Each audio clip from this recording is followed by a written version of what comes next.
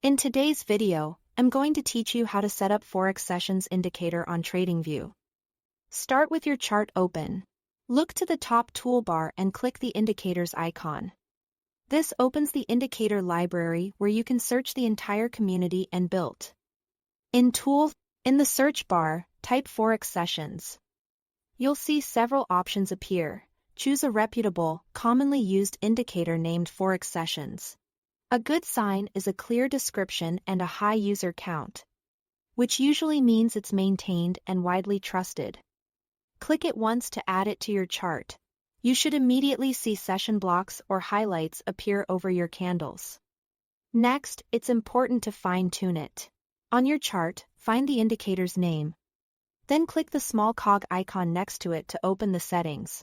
This is where you make the indicator match your personal trading environment. Begin with the time zone. Set it to your local time or to UTC, whichever you prefer to plan your day around. Accuracy here matters. If the sessions look shifted, say, London starts an hour too late, it's almost always a time zone mismatch.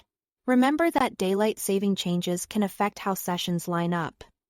So adjusting to UTC can keep things consistent if you trade across regions. Now refine the appearance so it's readable at a glance.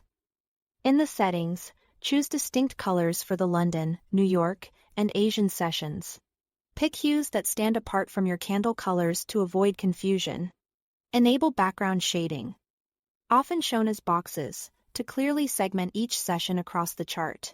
This shading helps you instantly see where volatility clusters and when overlaps occur. Adjust transparency so the boxes guide your eyes without hiding price action higher.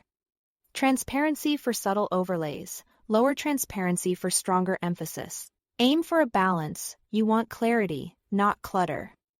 Take a moment to scan your chart.